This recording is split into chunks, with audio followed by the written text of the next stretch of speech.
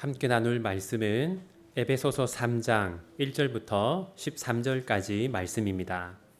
에베소서 3장 1절부터 13절까지 말씀을 우리 함께 읽도록 하겠습니다. 이러므로 그리스도 예수의 일로 너희 이방인을 위하여 갇힌 자 된 나 바울이 말하거니와 너를 위하여 내게 주신 하나님의 그 은혜의 경륜을 너희가 들었을 터이라. 곧 계시로 내게 비밀을 알게 하신 것은 내가 먼저 간단히 기록함과 같으니 그것을 읽으면 내가 그리스도의 비밀을 깨달은 것을 너희가 알 수 있으리라. 이제 그의 거룩한 사도들과 선지자들에게 성령으로 나타내신 것 같이 다른 세대에서는 사람의 아들들에게 알리지 아니하셨으니 이는 이방인들이 복음으로 말미암아 그리스도 예수 안에서 함께 상속자가 되고 함께 지체가 되고 함께 약속에 참여하는 자가 됨이라. 이 복음을 위하여 그의 능력이 역사하시는 대로 내게 주신 하나님의 은혜의 선물을 따라 내가 일꾼이 되었노라. 모든 성도 중에 지극히 작은 자보다 더 작은 나에게 이 은혜를 주신 것은 측량할 수 없는 그리스도의 풍성함을 이방인에게 전하게 하시고 영원부터 만물을 창조하신 하나님 속에 감추어졌던 비밀의 경륜이 어떠한 것을 드러내게 하려 하심이라. 이는 이제 교회로 말미암아 하늘에 있는 통치자들과 권세들에게 하나님의 각종 지혜를 알게 하려 하심이니 곧 영원부터 우리 주 그리스도 예수 안에서 예정하신 뜻대로 하신 것이라. 우리가 그 안에서 그를 믿음으로 말미암아 담대함과 확신을 가지고 하나님께 나아감을 얻느니라. 그러므로 너희에게 구하노니 너희를 위한 나의 여러 환난에 대하여 낙심하지 말라. 이는 너희의 영광이니라. 아멘. 여러분, 에베소서를 옥중서신이라고 합니다. 그 이유는 바울이 감옥에서 기록한 성경이기 때문이죠. 그런데 여러분, 바울이 감옥에 갇혔을 때에 바울은 자신이 왜 감옥에 갇혔다고 생각했을까요? 오늘 본문 1절을 함께 읽겠습니다. 에베소서 3장 1절 함께 읽겠습니다. 이러므로 그리스도 예수의 일로 너희 이방인을 위하여 갇힌 자 된 나 바울이 말하거니와. 여러분, 바울은 무엇 때문에 자신이 감옥에 갇혔다고 말합니까? 이방인을 위하여 갇혔다, 그렇게 말하죠. 무슨 말이냐면 이방인 선교를 위해서 감옥에 갇혔다, 그런 뜻입니다. 실제로 바울이 감옥에 갇힌 것 때문에 이방인들에게 복음이 전해졌습니다. 우리 함께 빌립보서 1장 12절과 13절 말씀을 함께 읽도록 하겠습니다. 형제들아, 내가 당한 일이 도리어 복음 전파의 진전이 된 줄을 너희가 알기를 원하노라. 이러므로 나의 매임이 그리스도 안에서 모든 시위대 안과 그 밖에 모든 사람에게 나타났으니. 아멘. 여러분, 12절을 보시면요, 내가 당한 일이라고 말하죠. 이것은 바울이 감옥에 갇힌 것을 말하는 겁니다. 바울이 감옥에 갇혔는데 어떤 일이 일어났습니까? 도리어 복음 전파에 진전이 된 줄을 너희가 알기를 원하노라. 바울이 감옥에 갇혔기 때문에 복음이 전해졌다는 겁니다. 이 말은 바울이 감옥에 갇히지 않았다면 만나지 못했을 사람들에게 복음을 전할 수 있었다는 것이죠. 그렇다면 바울이 감옥에 갇혔기 때문에 만날 수 있었던 사람들은 누구겠습니까? 13절을 다시 한번 보십시오. 여기 보시면요, 나의 매임이 그리스도 안에서 모든 시위대 안과 라고 나와 있는데, 이 시위대가 뭐냐면 그러니까 바울을 지키고 있는 로마 군인들을 말하는 겁니다. 그러니까 여러분, 지금도 교도소에는 그 교도소에서 일하는 직원들이 있지 않습니까? 마찬가지로 바울이 감옥에 갇혔을 때도 거기서 일하는 로마 직원들이 있었습니다. 바울이 그 사람들에게 복음을 전했다는 것이죠. 따라서 여러분, 바울이 감옥에 갇힌 것은 어쩌다가 우연히 일어난 일이 아니었습니다. 바울이 감옥에 갇힌 것은 로마 사람들에게 복음을 전하려는 하나님의 계획 속에서 발생한 사건이었습니다. 그렇다면 여러분, 바울은 자신이 이방인에게 복음을 전하다가 감옥에 갇히기까지 한 것을 어떻게 생각했을까요? 에베소서 3장 2절 함께 읽겠습니다. 너희를 위하여 내게 주신 하나님의 그 은혜의 경륜을 너희가 들었을 터이라. 여러분 여기 보시면 은혜의 경륜이라고 하고 있죠. 여기서 경륜이라고 번역된 헬라어는 오이코노미아입니다. 이것은 직분을 말하는 겁니다. 그러니까 은혜의 경륜이라는 것은 하나님이 나에게 은혜의 직분을 맡겼다 이런 뜻이죠. 여러분 우리가 흔히 바울의 직분을 뭐라고 하는지 아십니까? 이방인의 사도라고 하죠. 따라서 여러분 바울은 자신이 이방인의 사도로 봉사하고 헌신한 것을 하나님의 은혜다 이렇게 말하고 있는 겁니다. 여러분 바울은요 30세 정도에 회심했습니다. 그리고 지금 바울이 에베소서를 기록하고 있는 이때 바울의 나이가 얼마 정도 되었냐면 학자들에 따르면 65세 정도 되었다라고 합니다. 그러므로 지금 바울은 대략 30년 동안을 이방인 선교를 위해서 헌신한 것이죠. 여러분 만약 우리가 외국에서 예를 들면 브라질 아마존 밀림이나 또는 아프리카나 아주 열악한 곳에서 우리가 30년이나 선교 사역을 했다. 그러면 우리가 어떻게 하겠습니까?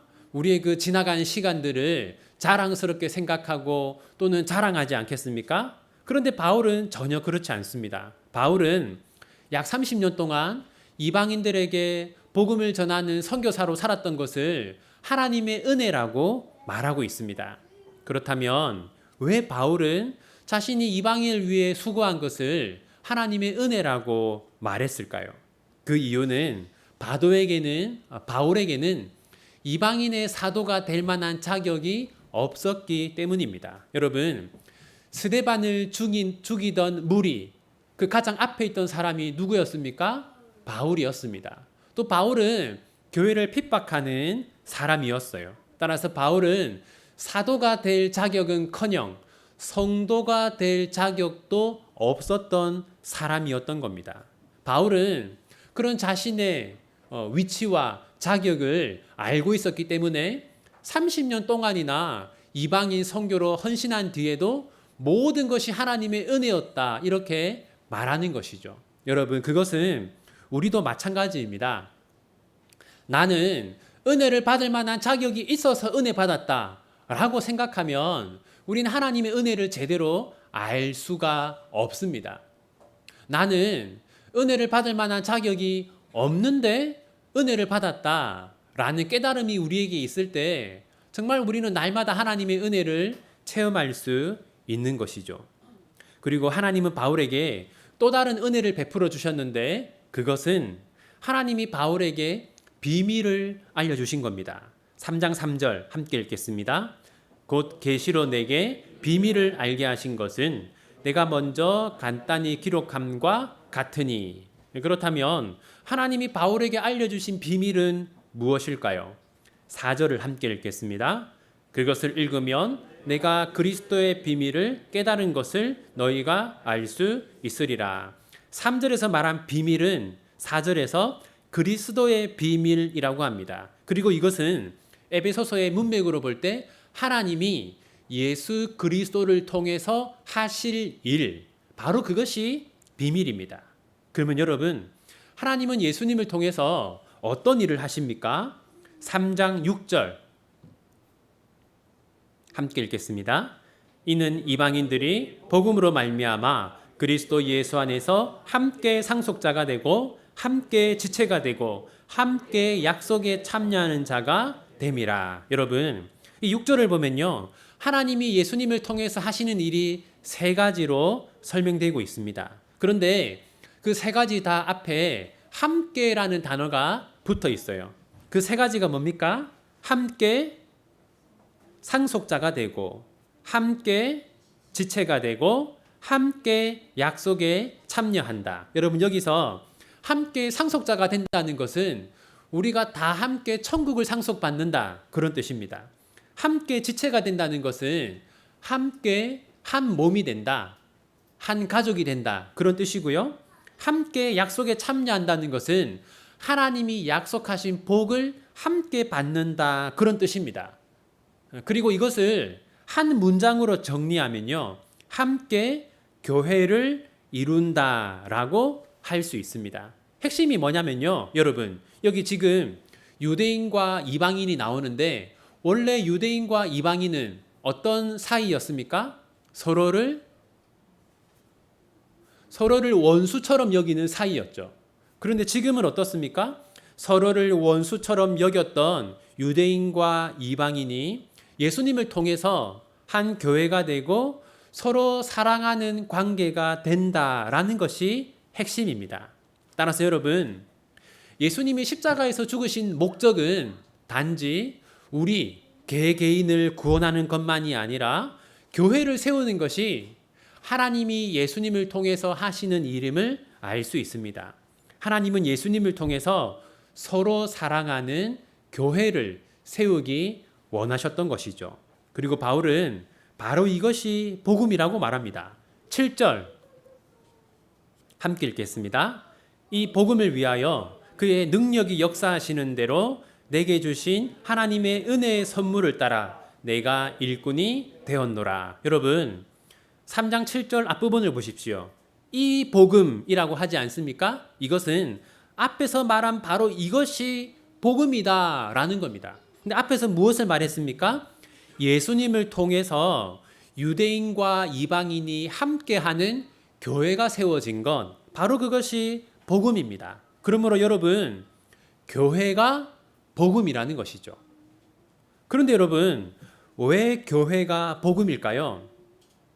그 이유는 하나님이 우리에게 베풀어 주시는 은혜가 대부분 교회를 통해서 우리에게 전달되기 때문입니다. 예를 들어서 여러분, 누가 우리에게 말씀을 가르쳐 줍니까? 교회 안에 있는 목사와 교사들이 우리에게 말씀을 가르쳐 주죠. 누가 우리를 위해서 기도해 줍니까? 교회 공동체가 우리를 위해서 기도해 줍니다. 실제로 새벽마다, 수요일마다 우리 모든 성도들을 위해서 함께 기도하고 있지 않습니까? 또 우리가 어려운 일을 당할 때 누가 우리를 도와줍니까? 교회 공동체가 우리를 도와줍니다. 그렇기 때문에 교회가 복음인 것이죠. 여러분, 하나님이 이 땅에 교회를 세우신 것이 복음입니다. 우리가 교회 공동체에 속하게 된 것이 복음입니다. 우리가 교회 공동체와 교제하면서 살아가는 것이 바로 복음입니다. 그래서 바울은 자신이 약 30년 동안 교회를 세우고 교회를 섬긴 것을 하나님의 은혜라고 말하는 것이죠. 우리 함께 3장 8절 함께 읽겠습니다. 모든 성도 중에 지극히 작은 자보다 더 작은 나에게 이 은혜를 주신 것은 측량할 수 없는 그리스도의 풍성함을 이방인에게 전하게 하시고. 여러분, 이 8절에서 이 은혜라고 하지 않습니까? 이것이 은혜다. 근데 여러분, 이것은 무엇입니까? 7절을 보십시오. 7절을 보면 여러분, 내가 일꾼이 되었노라. 바로 이게 은혜라는 겁니다. 바울이 교회를 섬긴 것이 은혜라는 것이죠. 여러분, 바울은 약 30년 동안 교회의 일꾼으로 살았던 것을 하나님이 은혜라고 말하는데 그 이유가 무엇입니까? 이 세상에서 가장 소중하고 가장 중요한 공동체가 교회이기 때문이죠. 그러한 교회를 위해서 봉사하고 헌신할 수 있었던 것이 은혜라는 겁니다. 심지어 바울은 이 교회가 하나님의 지혜를 알리는 도구다, 그렇게 말합니다. 10절 함께 읽겠습니다. 이는 이제 교회로 말미암아 하늘에 있는 통치자들과 권세들에게 하나님의 각종 지혜를 알게 하려 하심이니. 여러분, 여기서 하늘에 있는 통치자들과 권세들은 누구를 말하는 걸까요? 네, 천사들을 말하는 겁니다. 그런데 천사들은 두 종류가 있지 않습니까? 거룩한 천사들이 있고 사탄처럼 타락한 천사들이 있습니다. 여기서는요, 거룩한 천사와 타락한 천사 둘 다를 말하는 것일 수도 있는데 문맥상 사탄처럼 타락한 천사들일 가능성이 더 큽니다. 왜냐하면 거룩한 천사들은 이미 하나님의 능력과 지혜를 알고 있기 때문이죠. 만약 그렇게 본다면 여러분, 이런 뜻입니다.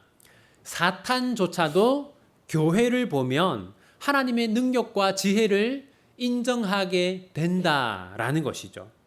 여러분, 세상에는 무엇이 가득합니까? 세상에는 시기가 가득하고 질투가 가득하고 미움이 가득하고 살인과 전쟁이 가득하죠. 하지만 여러분, 교회에는 무엇이 가득합니까? 교회 안에는 서로 사랑함이 있지 않습니까?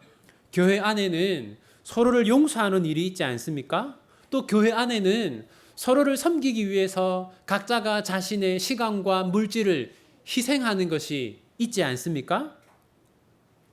세상은 이러한데 교회는 너무나 다르다는 것이죠. 그래서 사탄조차도 교회를 보면 하나님의 능력과 지혜를 인정하지 않을 수가 없다. 그렇게 말하는 겁니다.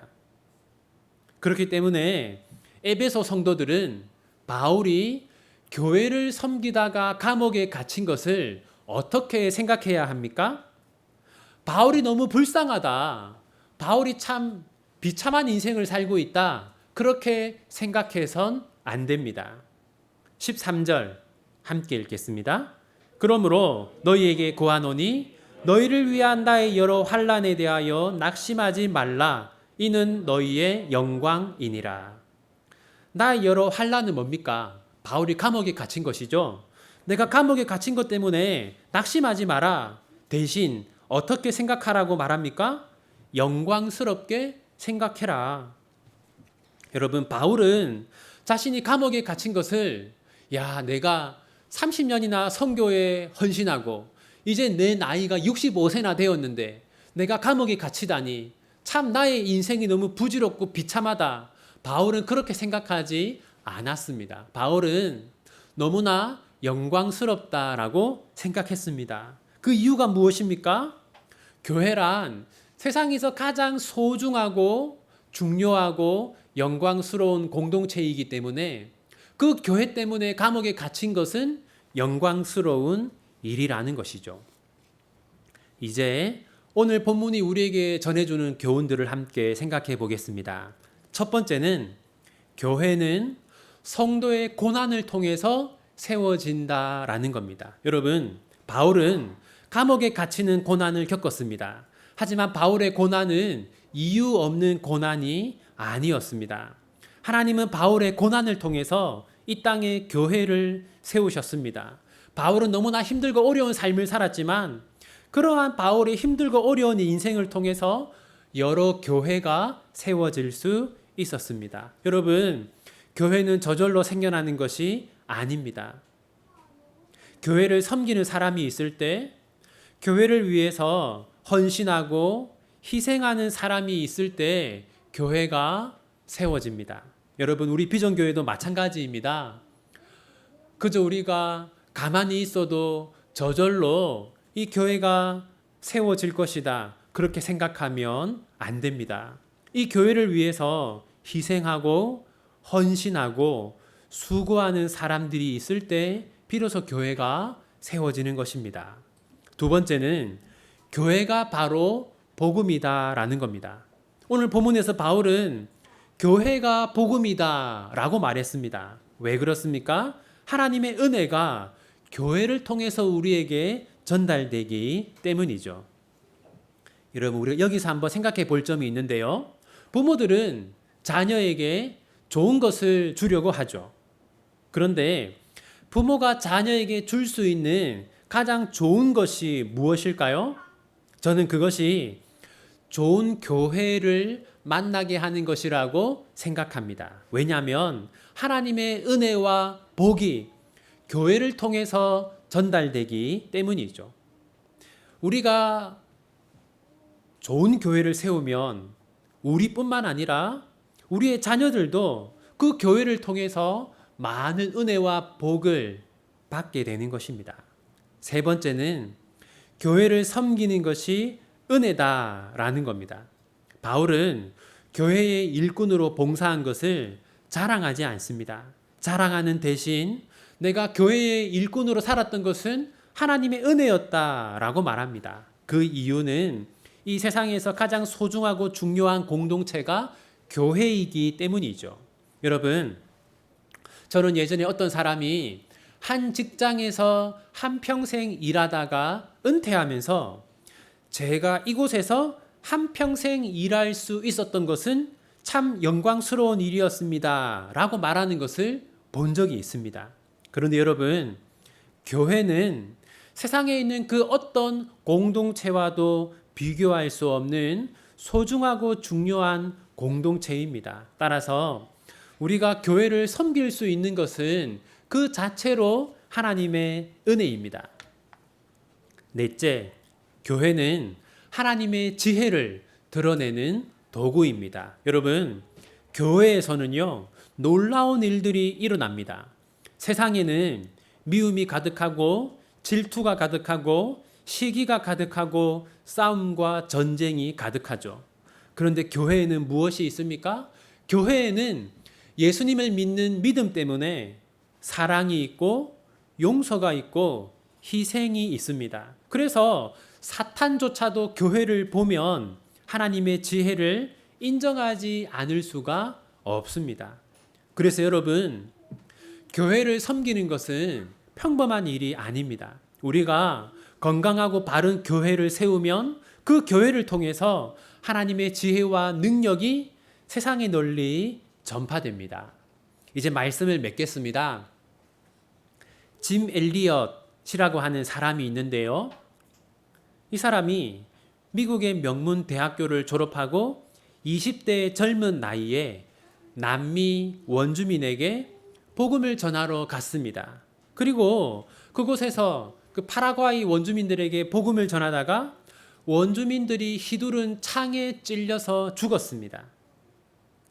세상 사람들은 이 뉴스를 듣고 참 이 짐 엘리엇이라고 하는 사람이 젊고 똑똑한 사람인데 너무나 비참하고 안타까운 죽음을 죽었다라고 그 당시에 수많은 언론들이 말했다고 합니다.